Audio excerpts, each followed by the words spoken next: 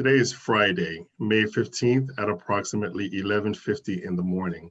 We have with us a returning guest, Mr. Raymond Hicks. Mr. Raymond Hicks is a candidate for Broward County Sheriff in 2020.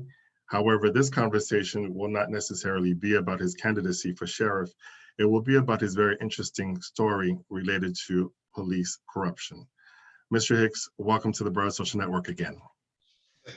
Thank you so much, Mr. Ted. This is truly an honor and a blessing from God. Just to be here to converse with you in reference to the situation that me and my family have endured. I just want to truly thank God for Broward Social Network, yourself, and this is something that I've been praying for almost 20 years now. And I just thank God, for bringing you into my life, so I can actually speak about what really transpired in my situation. So I just want to thank you so much and Broward Social Network for affording me the opportunity to speak today. Thank you. Mr. Hicks, whenever we look at the history of human nature, there is a saying that says that power will be abused whenever possible. So unfortunately, there are times when, and it doesn't necessarily have to be the police, it could be anyone, it could be a parent, it could be a boss at a job. Oftentimes power is abused. And this is the conversation that we're having today. And really the intent is to kind of inform the public of what's happening behind the scenes in the world of police enforcement. And to be aware that what happened to you really could have happened to me, it could have happened to anyone. And it's not a story that's meant to be silenced. Somehow the universe chose you to be the sacrificial lamb. And I do believe that everyone has a divine purpose. So I apologize for your pain if it means anything. And the hope is that your mission, your story, and your existence will be of value to protect the rest of humanity. So please, to the best of your ability, start at the beginning with regards to your story and the message that you'd like to share with social media and the public. Well, first and foremost, for all the listeners that's out there, I just want to tell you that I love you and I truly thank God for Mr. Ted and also the Broward Social Network for affording me an opportunity to address the situation that I've gone through, where my name has been drugged through the media, saying that I was a kingpin, I was a drug dealer, all these different things, when in fact that I've never been in trouble my entire life.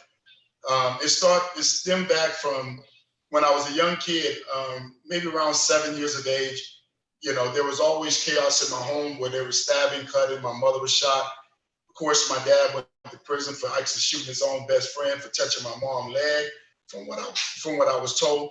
And when the cops came to my home, they always put me aside and they began to talk to me about the importance of the gun, the handcuffs. And I said to myself that if I didn't go on to play professional football, then I would go into law enforcement.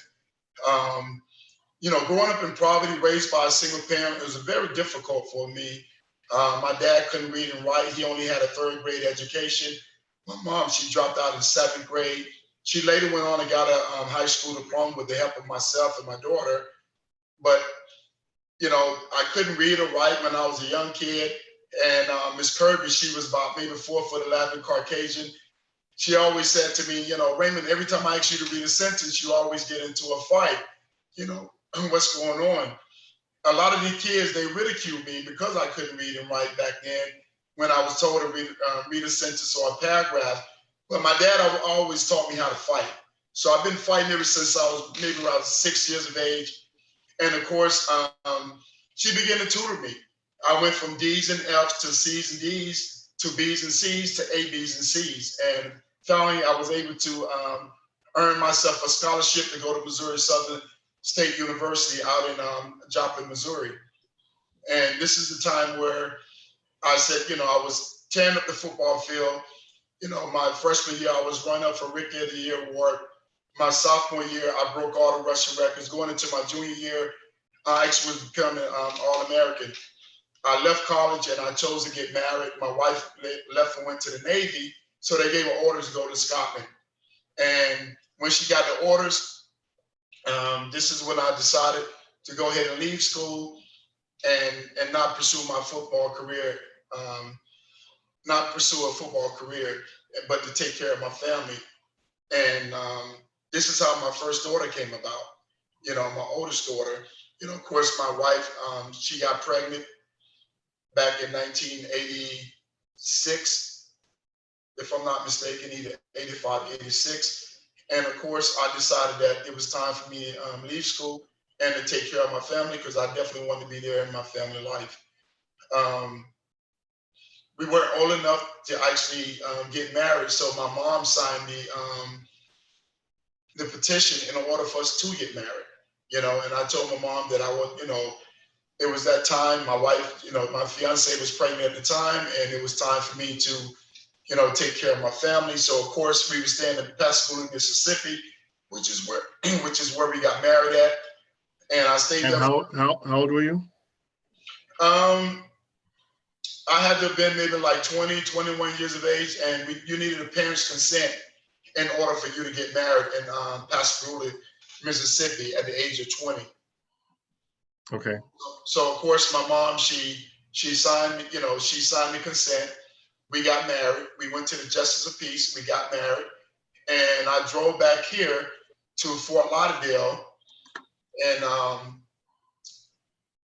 started working construction. I stayed with my auntie until I got a job working in construction, and eventually I applied for the Broward Sheriff Office. And 11/17/1986, I applied to work in the jail as a detention officer. And while I was there working in detention, you know, I heard the cries of so many different people, and I saw the recidivism rate continuously growing by a vast number. But I heard people saying, you know, they planting drugs on me, they beat me to the ground, they taking money from me.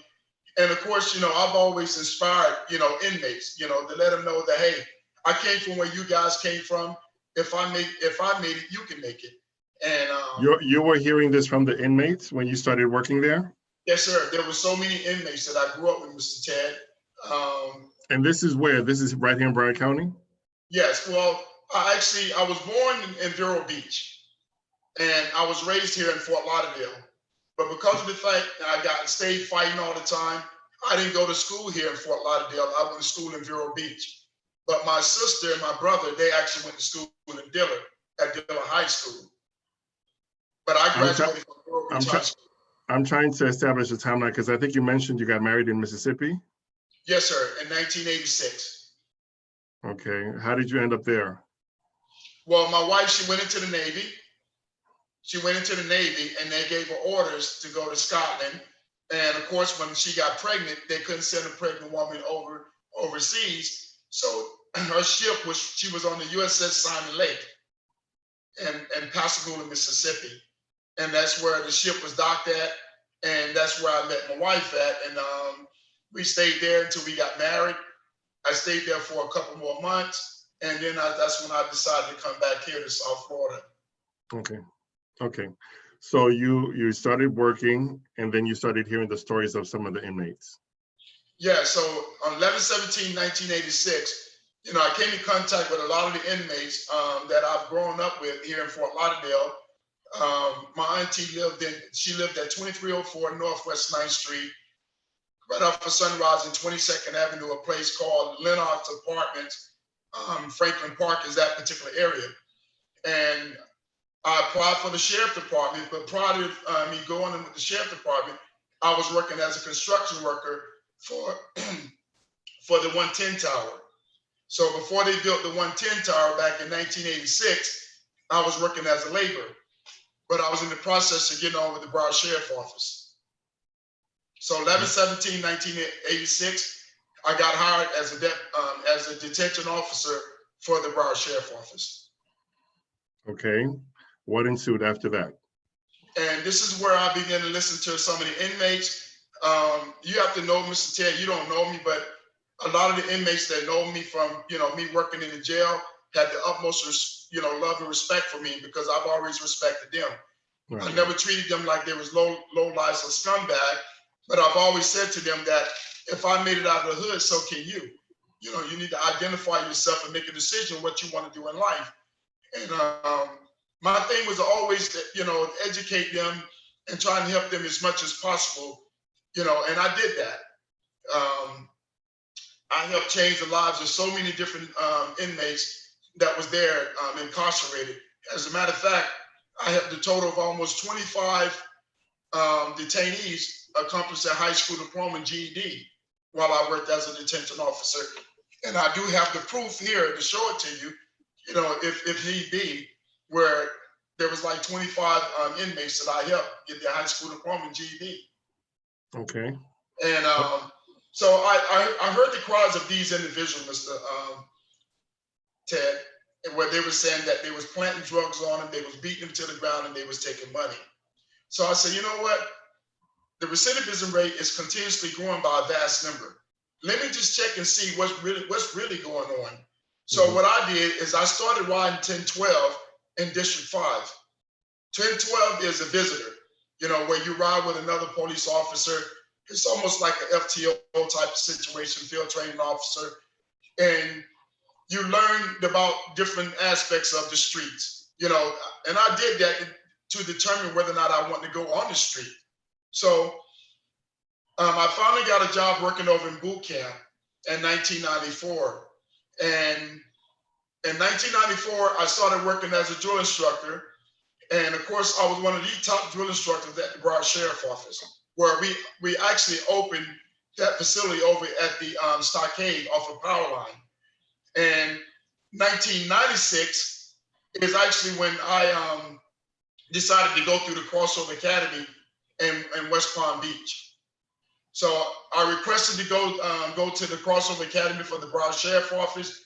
They were not allowing many blacks to go through the Crossover Academy.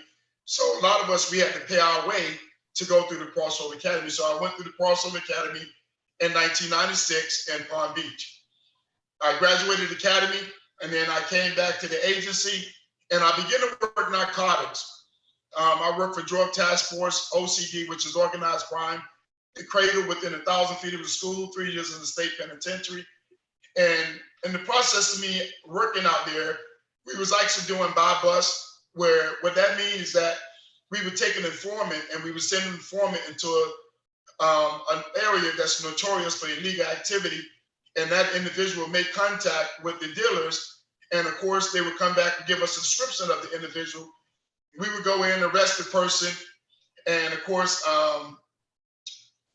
the CI, the confidential informant, pretend like, we was arresting him as well. So, just to play it off. And it came to a point where the commander used to give us cocaine rocks. And they used to give us like 20, 30, 40, 50 rocks at a time. Say that again, please, because I need these are educational opportunities. Go back. What is a rock? Okay. What we call a rock is it's actually cocaine that's cooked up in the form of a rock. So they call them cocaine rocks. Right. Now, how did you come in contact? This is 1996 at the Crossover Academy. No, this is when I graduated from the academy and I came back to the department and I started working. They pulled me out. We worked narcotics. In 1996 still, or 97 at this time? No, this was like maybe around 1997, 98. Okay, 1997, 1990. 1997, 1998, because the timeline is important. All right, so you start working in 1998 as what was your official title?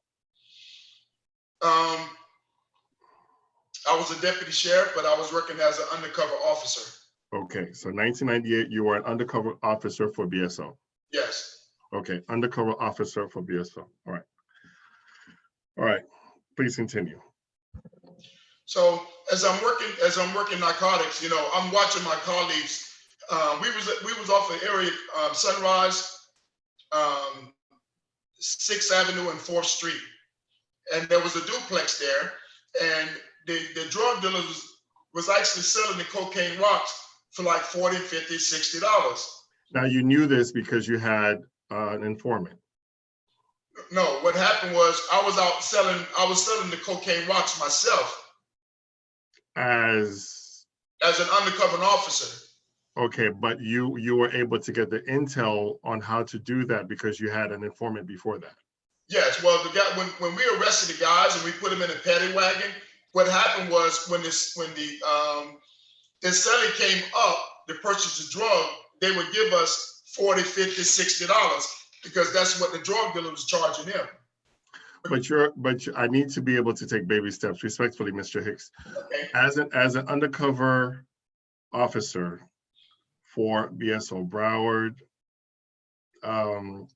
for Broward Officer Broward, Sure. I want to say Broward Public Schools because I'm an educator, for the Broward Sheriff's Office. As an undercover agent for Broward Sheriff's Office, where are you getting the drugs from? How are the drugs given to you? Well, we had a commander that was actually giving us the drugs.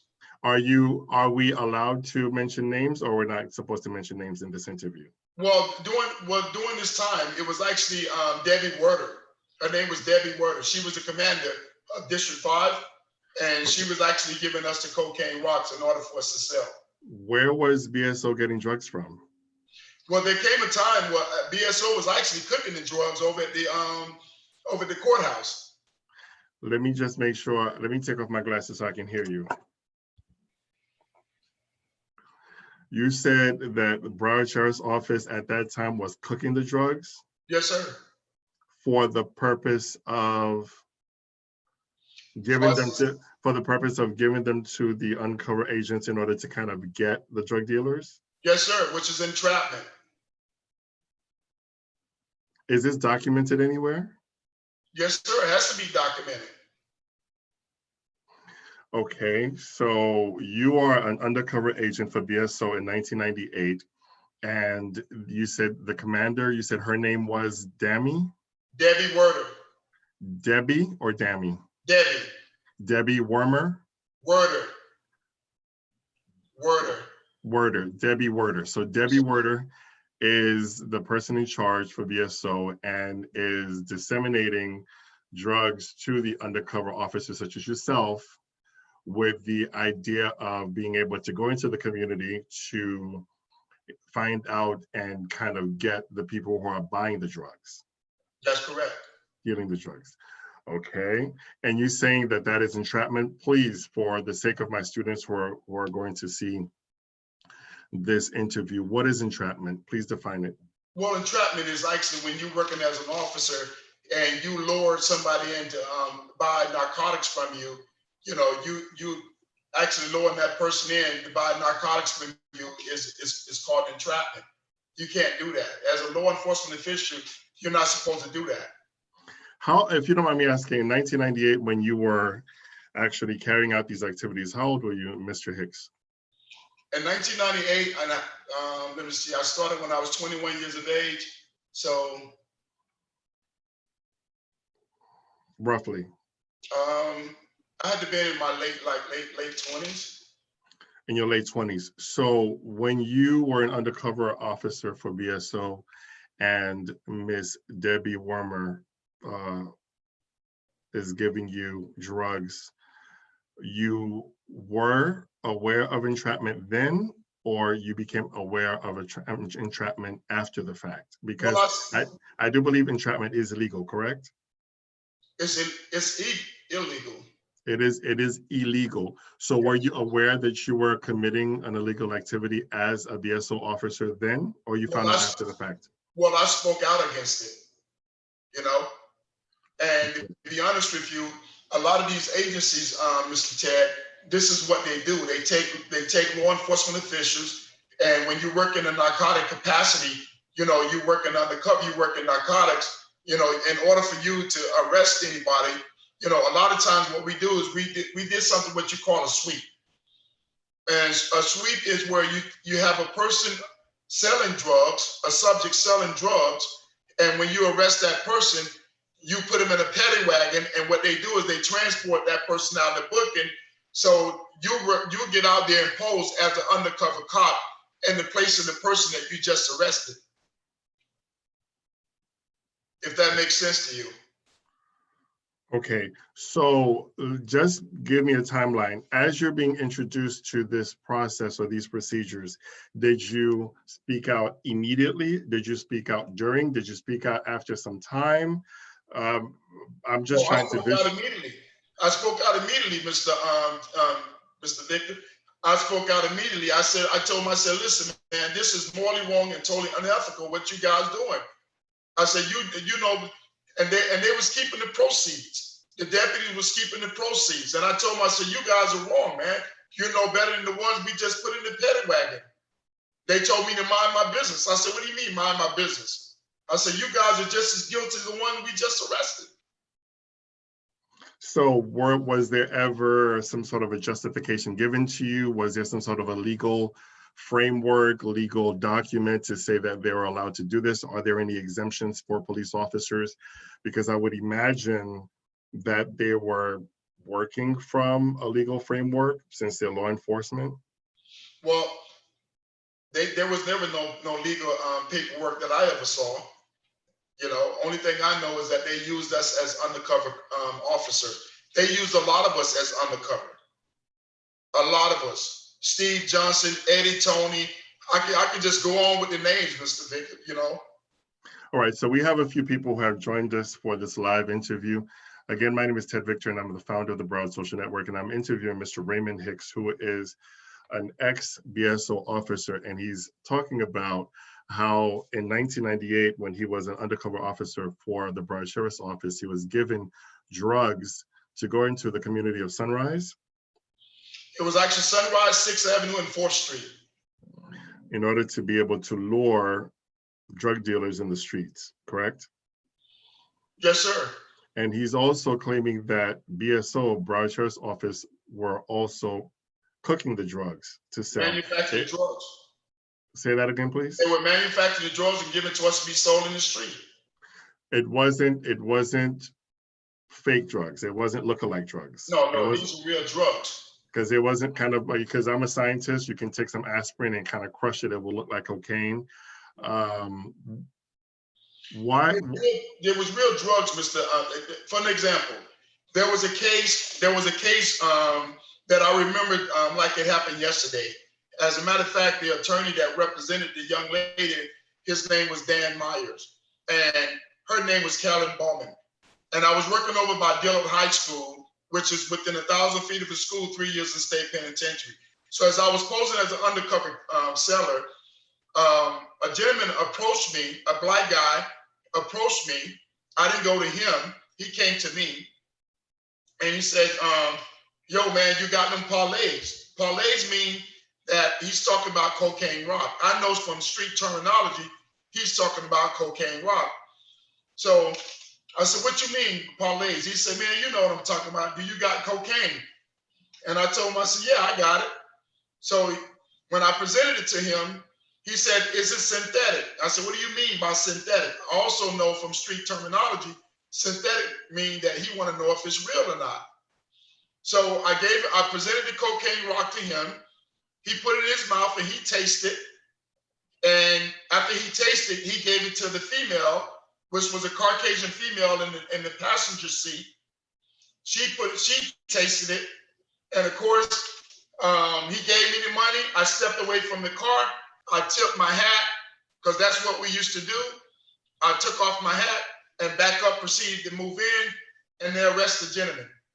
As a matter of fact, he said he was a minister here in Broward County, and he had a prosthetic limb because his limb came off when the backup team moved in. But I took off running, pretending like I was running away from the cops. Okay. What happens after that? Well, they was taken into custody. They was arrested. And of course, how I remember the case so vividly is because of the fact that her lawyer reached out to me. And whose lawyer? The young lady who was arrested. Both of them was arrested. Right, because when you say her, I'm thinking about the minister. No, the minister was arrested, and also the passenger, she was arrested because she tasted the drugs as well. Were they together? They were together, yes, sir. Okay. All right, so they were taken into custody, and then what happens? So a few weeks later, her attorney contacted me and said that, she had a drug problem. And he asked me if I would testify, and say that, I recommend that she get some type of counseling, for her drug issue that she had. Instead of going to jail. Instead of going to jail. Is that procedure? Is that procedure for the police officer to make a recommendation? Doesn't that come from the courts?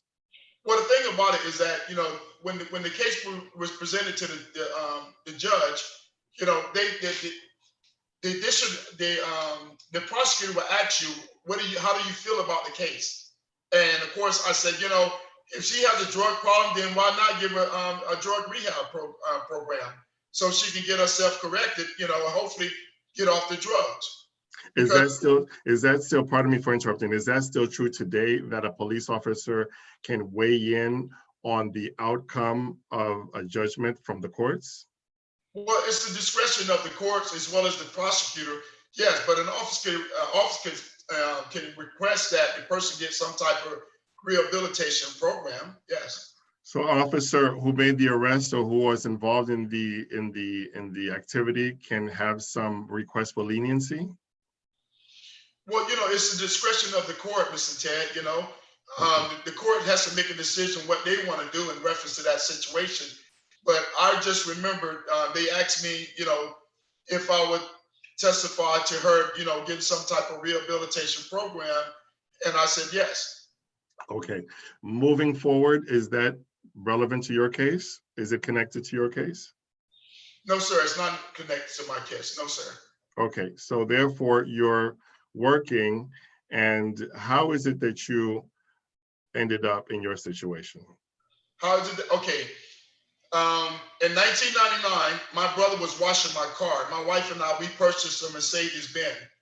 1999. 1999, yes, sir. And you're still an undercover cop for BSO? Well, I was actually, they took me from working narcotics and put me back in the jail. Okay. For any request, any reason was there a particular reason as to why that happened, or it just happened? No, they just told me that, you know, I was not good enough to work out there, and they put me back in the jail. I said, okay, fine with me. Okay. So in 1999, you are no longer an undercover officer on the streets. You're working in the jails. Right. Okay. So as I'm working at the jail, my wife and I, we purchased a Mercedes-Benz that cost $37,000. The car was a 1993 400 SEL, and the dealership that I purchased the vehicle from was called Car Corps. As a matter of fact, Car Corps.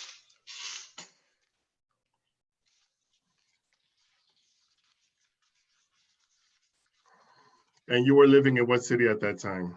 I was living in Oakland Park. Okay. All right. You were As you living can in see Oakland right here, this is the document here. We purchased the vehicle in 1999, and we traded in a 4Runner FR5 for this car. Okay. Also, you will see the certificate of title. Okay. Of the vehicle that we purchased. Okay. And this is relevant to your case? Yes, sir. Okay. So what happens? So what happened is this. BSO, Drug Task Force, some of the guys I work with, my brother was washing the vehicle, and the car had expensive emblems on the back of it that said V12 600, but it was actually a 400 SEL. It was not a V12. So they forced their way in the car without probable cause or a search warrant. Wait a minute. Do you remember the date? I don't remember the date, but I can find it in my records, Mr. Ted. This is in 1999. Yes, sir.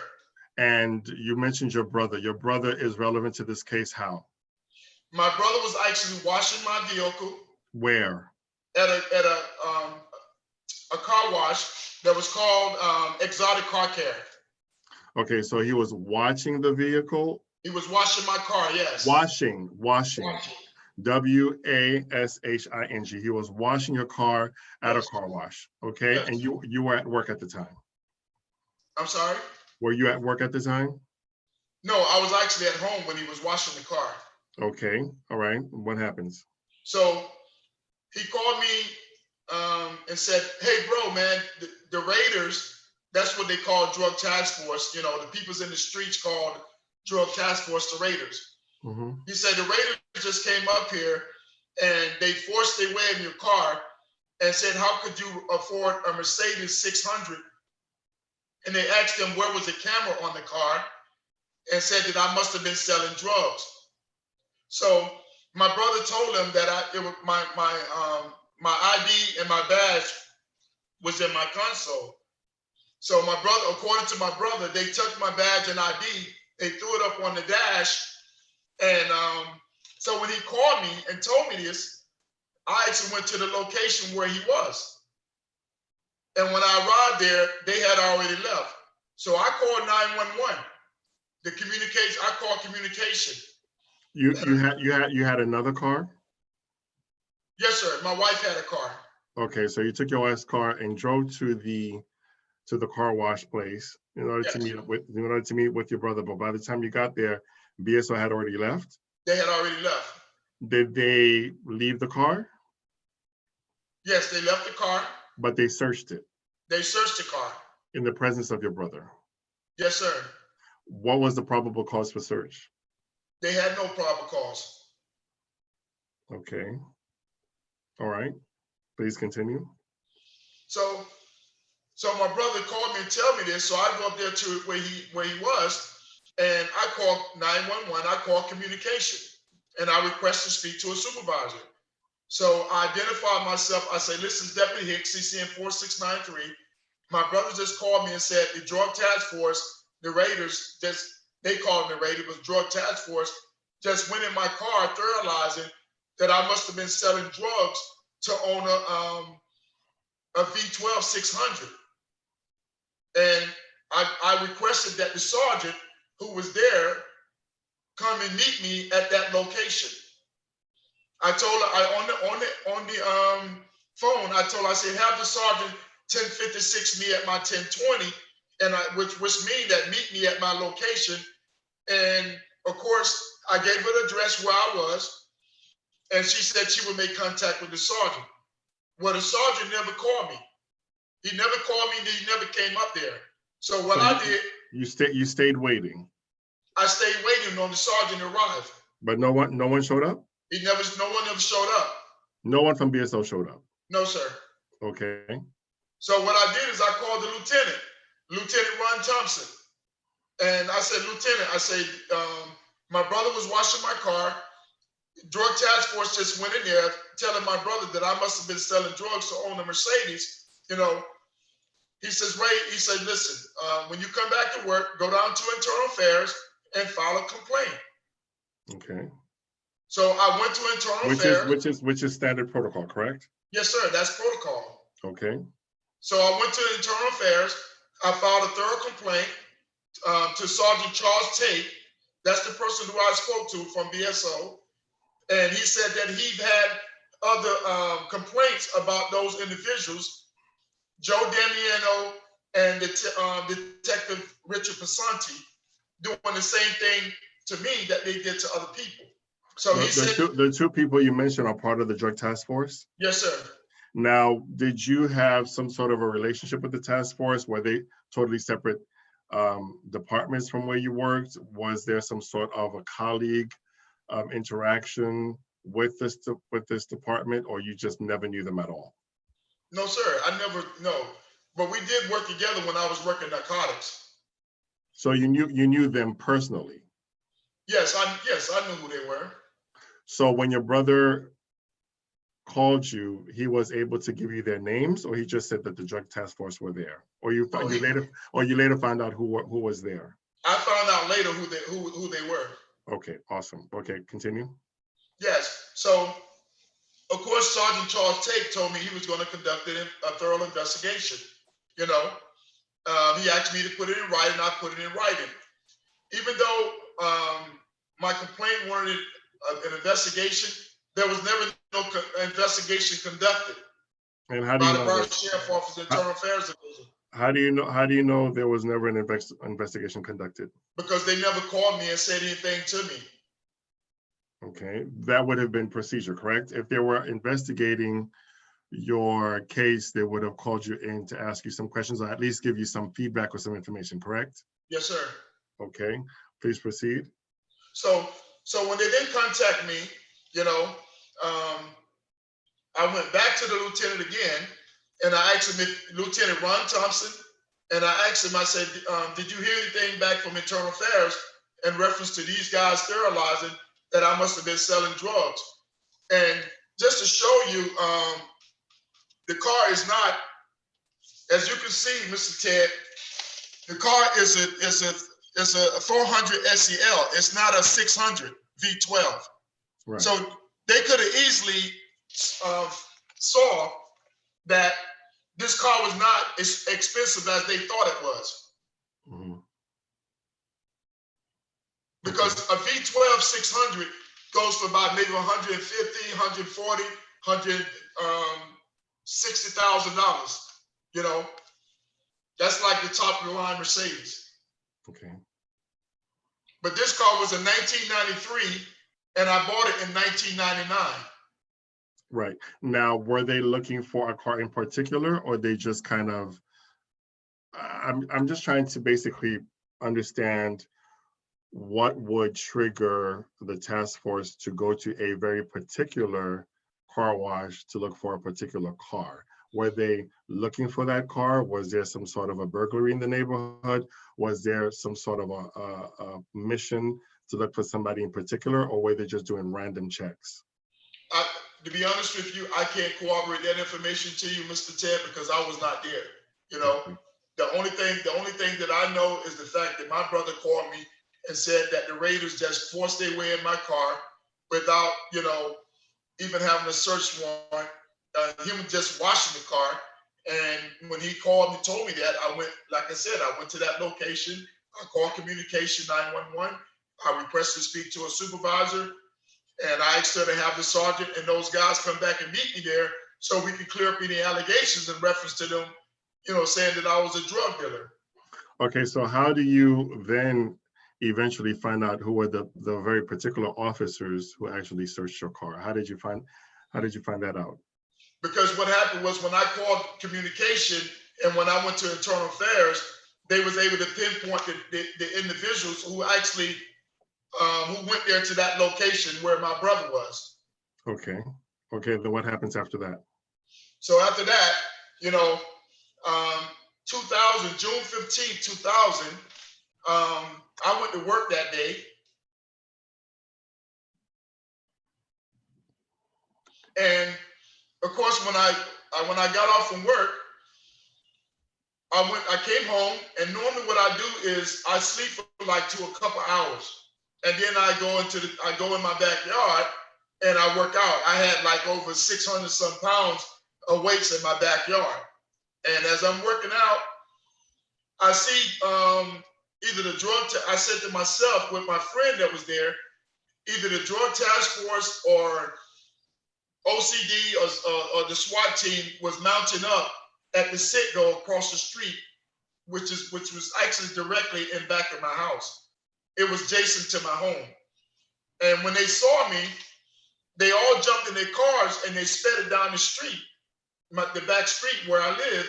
So I told my friend, I said, let me walk to the front of the yard to see what's going on.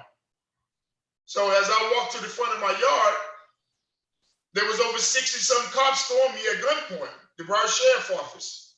Did you say 6 or 60? No, 60. Like 60? Yeah, 60.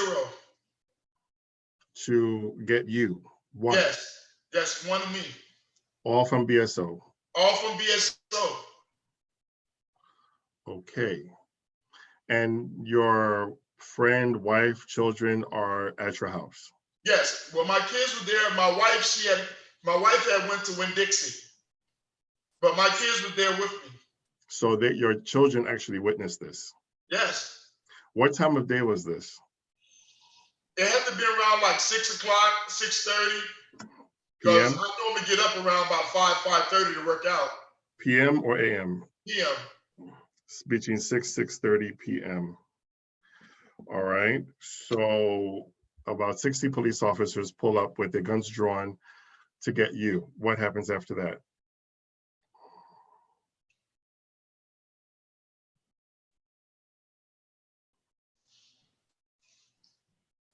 My daughters are screaming and yelling, you know,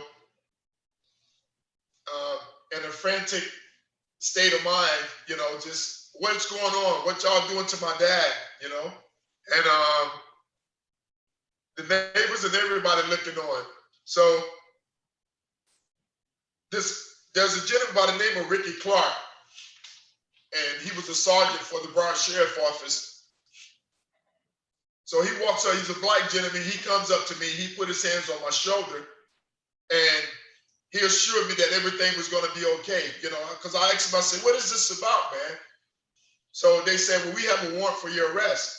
I said, a warrant for who arrest? They said, your arrest. I said, for what? So he said, well, I can't discuss it right now. I said, what do you mean you can't discuss? You got a warrant for my arrest? I said, for what? So they tear up my home and stuff, you know, looking for whatever it is that they're looking for, which I don't know what they're looking for. And so by this time, my wife, she get abreast. My daughter was able to call her. And she sped back to the house and she ran up, you know, and she was constantly patting at her chest. And she's asking questions like, what's going on? So Ricky Clark still assuring me everything is going to be okay. Ray, just take it easy. You know, don't listen. And because to be honest with you, Mr. Chad, you know, I'm not going to lie. I never infringe on nobody, but I've always had a temper, you know. And so because of the fact that I knew him, you know, I just calmed down. You know, I was handcuffed in my garage. Sergeant Robshaw came to me and says, from Internal Affairs, he says, Ray, where's your IDs and your badge? I said, all my stuff is in the house. So he said, do you have any guns in the house? I said, yeah, I got guns in the house, my weapon. And I said, that doesn't belong to DSO, that belongs to me. And of course, he said, well, we're going to suspend you pending the outcome of this case. And I said, well, you guys arrested me. I said, but nobody's telling me what you arrested me for.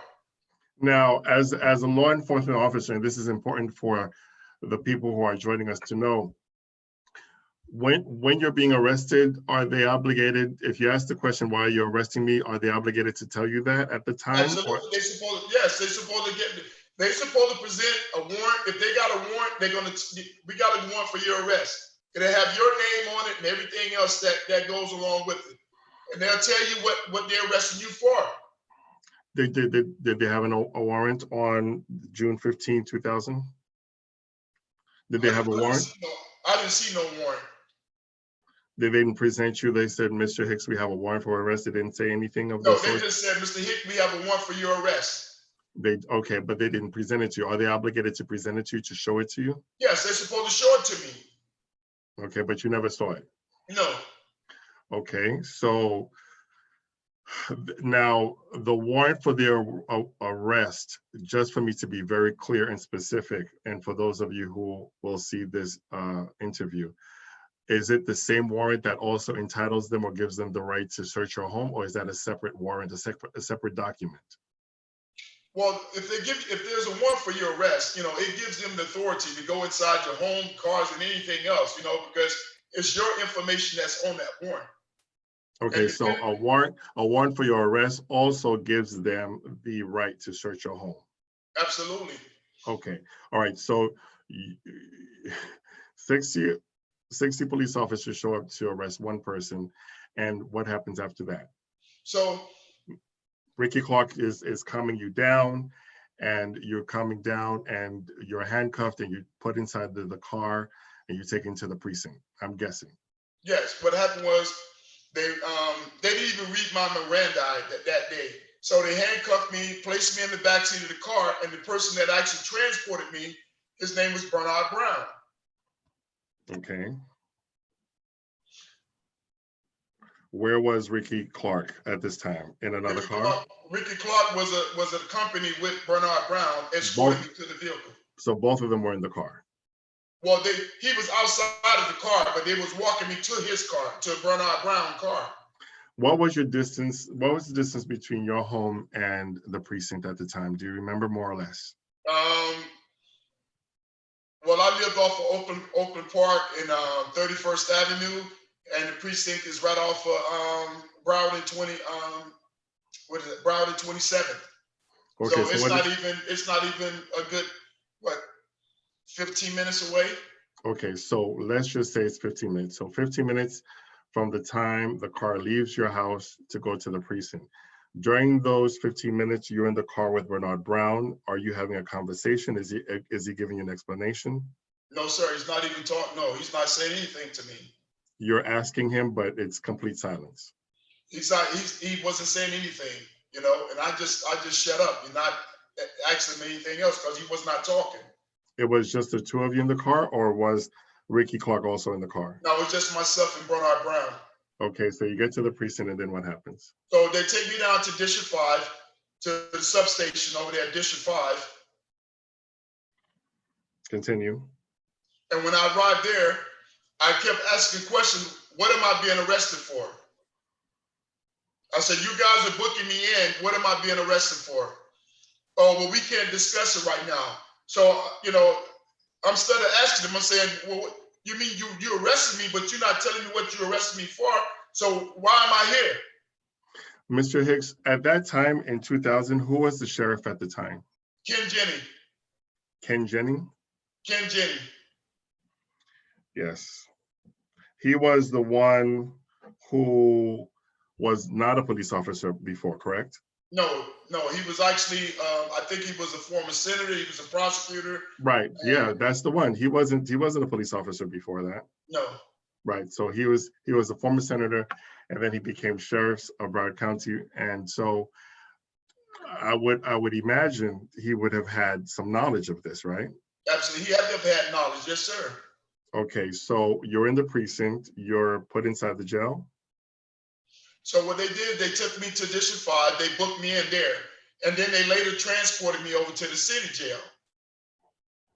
So when I got to the city jail, they put me in solitary confinement. What's the time frame? Is this overnight? Is this in a couple of hours? No, within a few hours. And still, no one is. They still haven't told me what I've been arrested for. Okay, so for the lay people who are not savvy with the law, are you then within your right saying that I want to speak to a lawyer? Absolutely, because the point is that nobody's telling me what you. Number one, they should have gave me that right from the time before they even put the handcuffs on me before, because you have to read a person the Miranda. You have to Miranda them, you know, and you know, you read it almost like a script. You know, you have the right to remain silent. Anything you say and do will be held against you in the court of law. You have the right to an attorney. You know, none of that stuff was told to me. Okay, so you're going from District 5, you're booked at District 5, and then you're moved over to the city jail. Are you asking for a lawyer, or are you not asking for a lawyer? And if you are asking for a lawyer, are they ignoring you? I'm trying to find out, Mr. Ted, I'm trying to find out what is it that these people are charging me with, you know? And constantly, they never even gave me an opportunity to even talk to a lawyer. So I'm started actually, I'm trying to figure out what am I being arrested for? Okay. But nobody's explaining anything to me. Okay, so you moved over to the city jail the same night? Yes, they took me up within a few hours. They took me to city jail. They placed me in solitary confinement. This is in Fort Lauderdale? In Fort Lauderdale jail, yes. Okay. Okay, please continue. So the next morning, I wake up, the marshals wake me up. And I'm like, whoa, you know, I said, what is the marshals doing here? And they said, well, we're here to transport you to court. What's the difference between a BSO officer and the marshal? Well, a federal marshal actually go pick up individuals for the FBI. And BSO is just a county, is a county ordinance officer. So with the involvement of the marshal officer, you're now saying that the federal government is involved. Right, because it has to be, because for the marshal to come pick me up, and no, I'm still asking questions. What am I being arrested for? Why am I here? So the marshal was like, we just come to transport you to court. And I said, what do you mean transport me to court? They said, yeah, we're here to transport you to court. So I said, okay. So while I'm sitting in the backseat of an unmarked unit, I'm still asking the marshals, hey man, what is it that these people saying that I did? Because nobody's telling me anything. This is June 16th. This is June 16th, yes, sir. June 16, 2020. Okay. And June 16th, 2000. Yeah, June 16, 2000. And is there a long distance between District 5 and the, no, you were at the city jail. So they're taking you from the city jail in Fort Lauderdale to where? Where are they taking you? Federal court. Which is where? Which is right downtown by Andrews Avenue. Okay, so that's downtown by the Casey Wright building on 3rd Avenue. Right. Yes. Okay, so I can visualize that. So they're taking you to federal court. How long is that ride, more or less? Not even 10 minutes. And during that time, they also are similar to Mr. Bernard Brown, and they're not speaking to you, they're not saying anything. How many of them were in the car with you? Nobody. There was 2 of them in the vehicle. Okay. And these are Caucasian men, these are Black men, Hispanic men, women? If I recall, there was a Black gentleman and a white guy, and they handcuffed me, they shackled me. And during that time, there isn't a conversation in the delivery. There's no conversation. No, because okay. I asked them, I said, what am I being arrested for? And they said, we can't discuss the case. You'll find out, when you go to court. So I arrived. Okay, so you go to federal court. What happens then? So I arrived at federal court, and my mom and my wife are sitting there in the audience, in the courtroom. And the prosecutor, the DA says, well, Mr. Hicks is at work. He's in the top 10% of the department. He was. How did your mom and your wife know where to report to? I have the slightest idea. I don't know who called them and who told them. I don't know. Okay, continue, please. So my mom and my wife is there in court, and the prosecutor said, well, Mr. Hicks is at work. He's in the top 10% of the department. This is what the prosecutor says. Yes, that's what she said. Not the defense. No. And you're meeting your lawyer for the first time when you're in the federal courthouse? I still didn't have a lawyer. You didn't have a lawyer? No, I didn't have a lawyer during this time. No. For arraignment, I didn't have a lawyer. Okay. And you said that you actually did ask for a lawyer. Absolutely. I asked for a lawyer from the time that I left the Broward County District 5 and when they took me over to the city jail. Okay. All right. So, okay, please continue. So the prosecutor said that when Mr. Hicks is at work, he's in the top 10% of his department. But when he's not at work, he's into other curricular activity. So I'm looking at my mom and my wife like, what are these people talking about? So the DA said that I went to various states delivering 350 kilograms of cocaine that was equivalent to $750 million. And you're hearing this for the first time on June 16th in 2000 for the first time. That's when you're hearing it. That's correct. Okay, and so I'm pretty sure you're beside yourself. You're shocked, and so how did they come up with this allegation? It was all fabricated by the Broward Sheriff Office, and they arrested some other guys, Mr. Ted. I don't know how they concoct this lie, but I literally just lost it.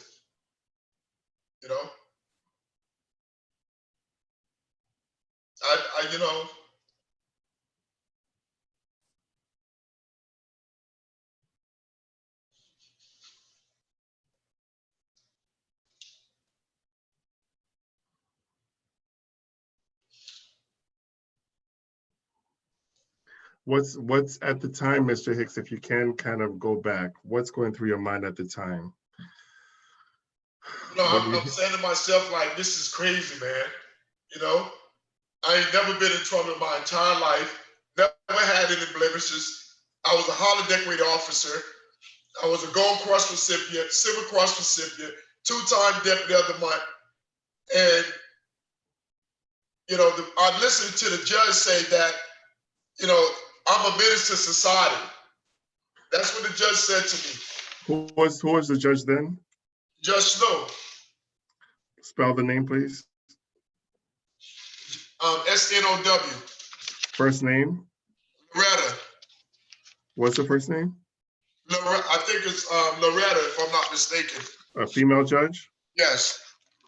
Okay, Judge Loretta Snow on June 16, 2000. So I'm trying to visualize this. The prosecutor says that you're a decorated officer and at the same time says that you had all of these drugs on you. But then isn't it standard protocol to have somebody on your side? You were there without representation? And then eventually, this gentleman came up and they, I don't know when it was, they appointed me a court-appointed attorney. His name was Marty Fagenbaum. What's his name? Marty. Marty? Yeah. Last name? M-A-R-T-Y, Fagenbaum. With an F as in Frank? Yes, sir. All right, so you're meeting Marty, Mr. Margaret, your attorney, you're meeting him for the very first time at that moment. Yes. Okay, so what does he say to you? What is the conversation like? He basically, you know, says, hey man, you know, this is what they arrest you for trafficking 350 kilograms of cocaine, you know, that was equivalent to $750 million. I told, and then they said something to the effect that I was a murderer. I said, man, where's this crap coming from, man? I said, First of all, I said, where are the drugs? Where are the evidence? You know, so he's looking at me, he's like, you need to calm down. I said, what the freak you mean, calm down? I said, who you think you're talking to, dude? I said, are you losing your mind, man? I said, listen, I've never been in trouble in my entire life. This is what I'm telling him. And I said, sir, this is wrong, man. I said, where's the evidence that showed that I committed these crimes? I said, I'm at work every single day, man. And he's like, well, Ray, you know, so the judge gave me a no bond hold. She said, I'm going to detain you. I'm going to give a no bond hold, and you'll be at the federal detention center in Miami. Now I'm going to share this video with my students as well. And a no bond holds, and correct me if I'm wrong, means that you are going to stay in custody. You're going to stay in jail, and family or friends cannot give money for you to have temporary liberty, right? Well, a no bond hold means that they're going to detain you until you actually it's time for you to go to court, or your attorney begin to file, you know, certain motions or whatnot, on, you know, whether it be a speedy trial, a 90-day speedy trial, you know, to get you back in court. But basically, a no bond hold means that no one can bond you out. Right. Meaning that no one can pay money to temporarily give you some freedom. All right. So what happens after that? So I'm telling this gentleman, I said, listen, man, I'm at work. I said, Mr. Fagenbaum, I'm telling you, man, I didn't commit these crimes, man. I said, this all stemmed from me speaking out against corruption within the Broward Sheriff Office. But what does he say? What does he say? Does he say they're saying that they have some type of evidence, cameras? That's what he kept telling me. He says, well, they said that they have evidence to show that you committed the crimes. And I said, no, man. So okay, well, where is it? Shouldn't he show you that evidence? Well, yes, he was supposed to present the evidence to show me something that they got to say that, you know, this is the reason why they arrested me. So going back to what you see this document here. This is a strategic investigation where at the bottom you see the name Richard Pasanti and Joe Damiano.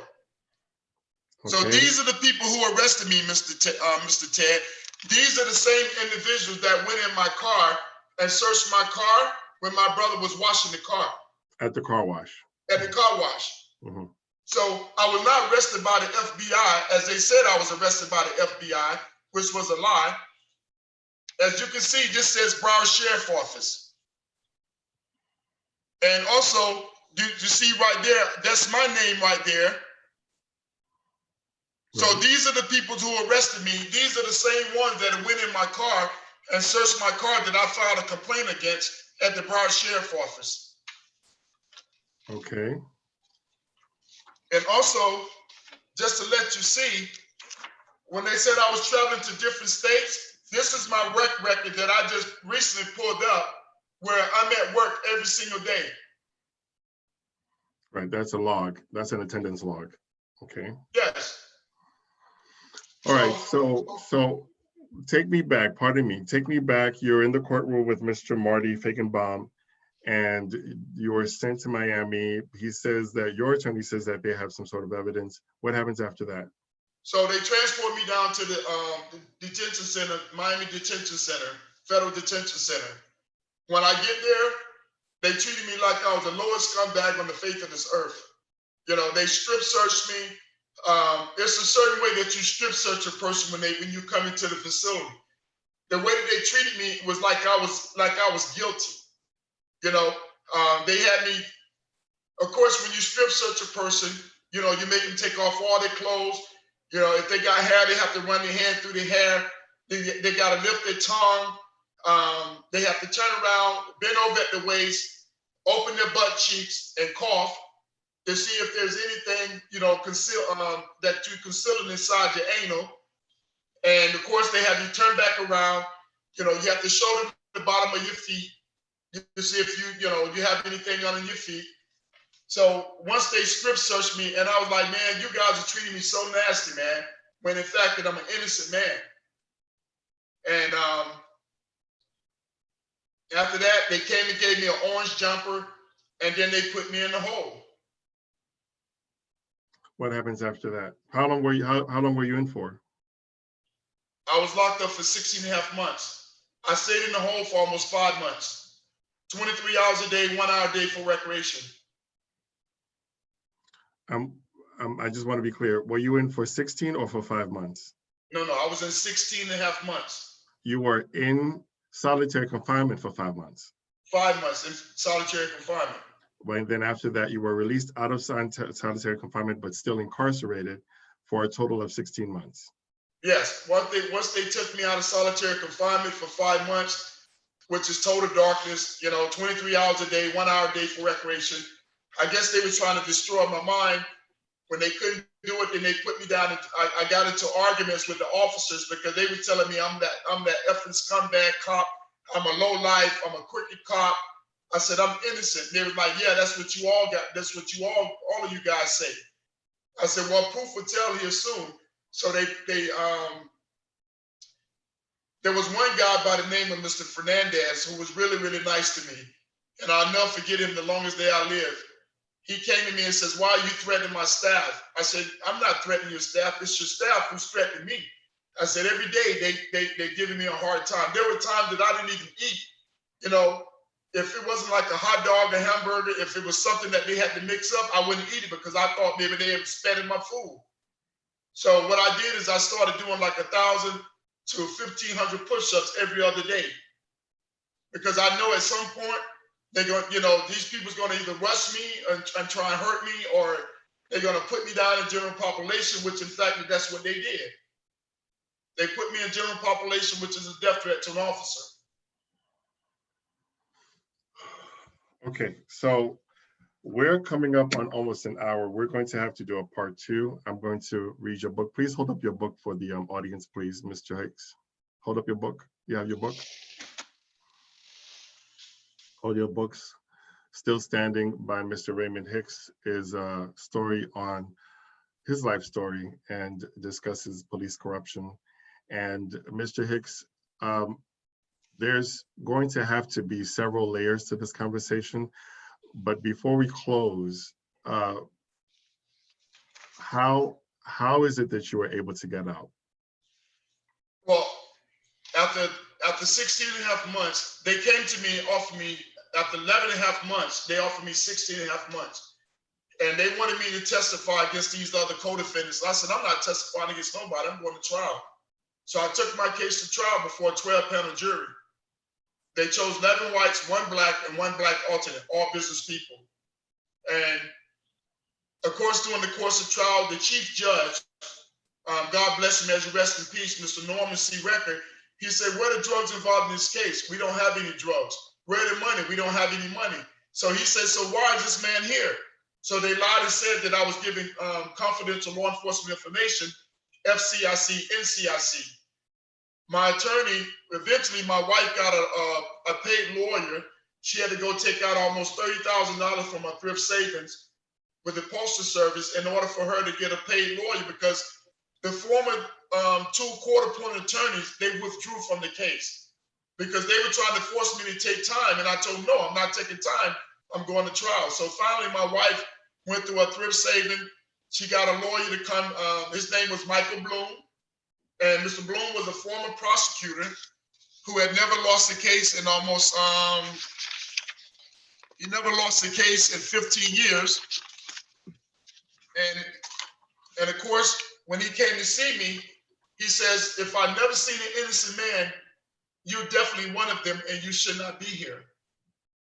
And he said, I'm gonna do everything I can to get you back, to get you back out there with your family. So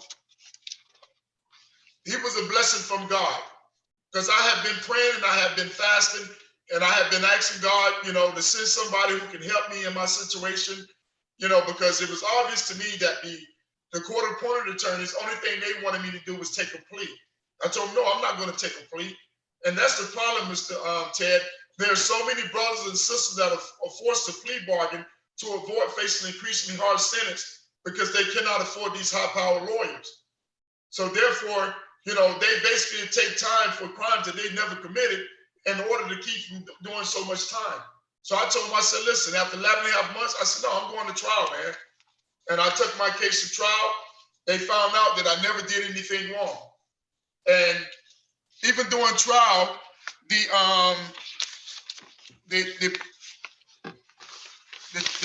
prosecutor, the DA, she said, Mr. Hicks was giving confidential law enforcement information. And I said, that's a lie. So we subpoenaed the communication operator to come in and testify, Mr. Ted. Her name is Kathy Munez. And when she came in and she testified, she said, I worked in this capacity for 25 years. And she said, Mr. Hicks has not ran this information because it's controlled through your social security number. And just to show you, this paper right here, as you can see, it says FCIC, NCIC. I see it. Well, she had to come in and she testified that I had not read that information. And the way you run FCIC, NCIC is through your social security number. So she found out that I did not run the information. What I found out later during the trial was that the Broward Sheriff Office had arrested this informant who was a convicted felon, and he was arrested January 11th of 2000. Right here. Ansel Pratt. He was just arrested by the Broward Sheriff Office for chasing a gentleman down the street with a gun. So he was arrested for aggravated assault with a firearm. I have the entire report right here. So they tried to use this guy here, Ansel Pratt, to say that I committed all these crimes that I'm mentioning to you right now. Because it says here,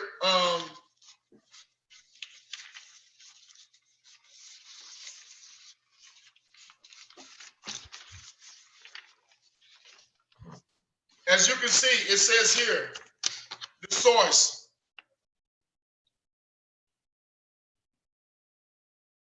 This is what he said. This guy here told BSO that I was trafficking drugs, I had all this money, and he had just got arrested by the Broward Sheriff Office for chasing a gentleman down the street with a gun because the man, apparently the guy, according to the report that I read, is that he chased this gentleman down the street with a gun. I have the entire police report.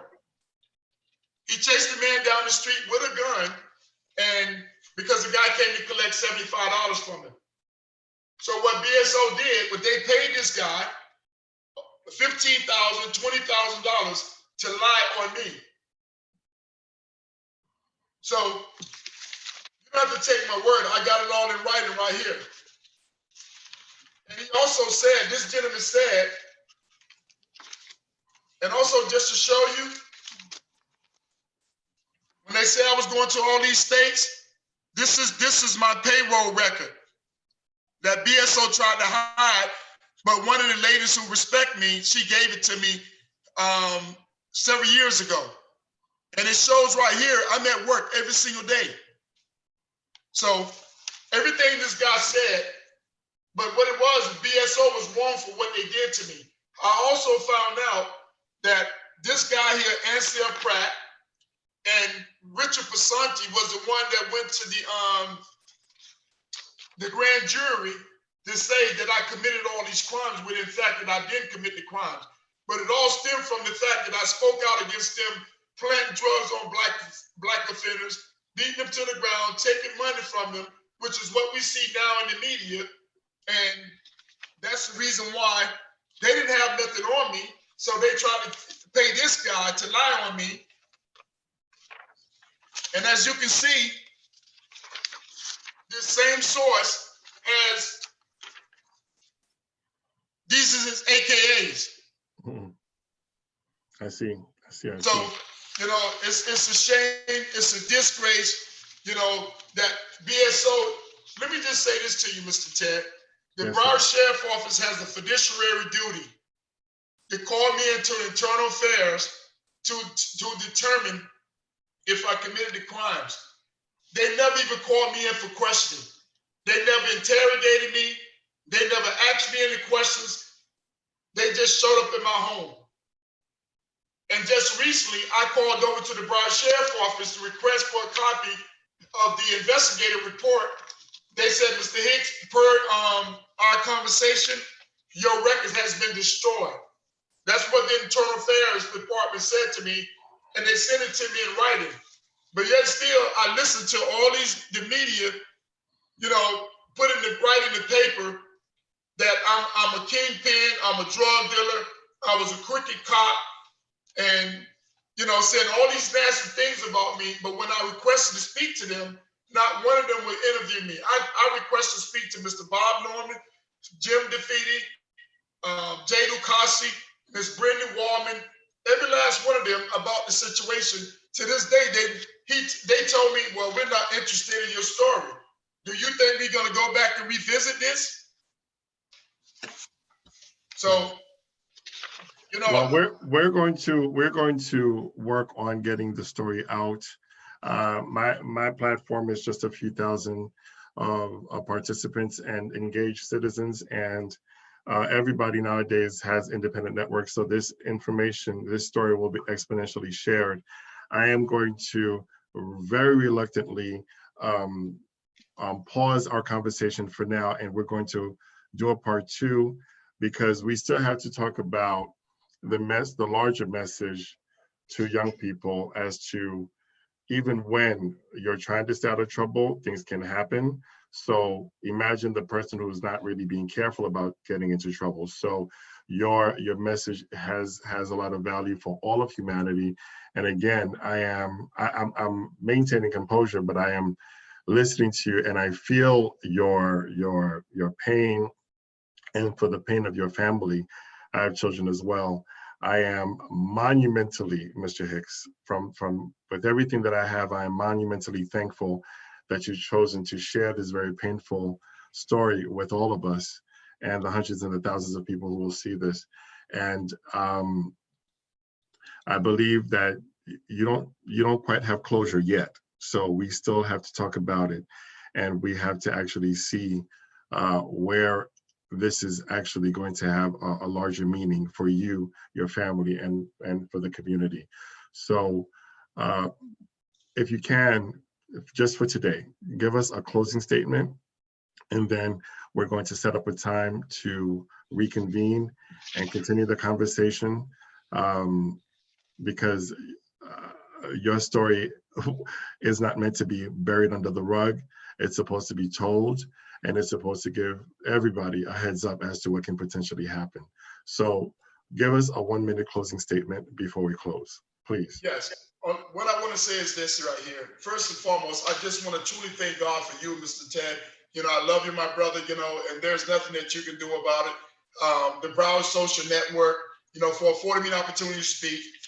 As you can see, this is a Silver Cross Award right here, where I won for the Broward Sheriff Office in 1997, when I came to the aid of a sergeant who was physically punched in the face. The guy tried to toss him over the rail in the jail.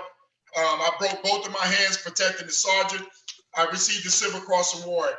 As you can see, Deputy of the Month in 1997. I was Deputy of the Month in 1997.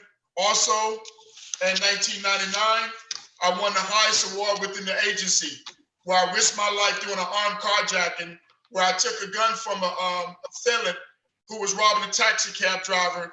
As you can see, this is my Gold Cross Award here. That's the highest award you can get besides getting killed in the line of duty. And also in 1999, I also was the Deputy of the Month. And the person who gave me these awards was Sheriff Ken Jenny. And not even the former year, the next year, I was being arrested and faced with natural life imprisonment.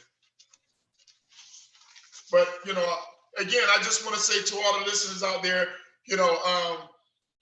we all go through situations of trials and tribulations in life, but the most important thing is to build a relationship with God, And as you build a relationship with God, it makes you stronger.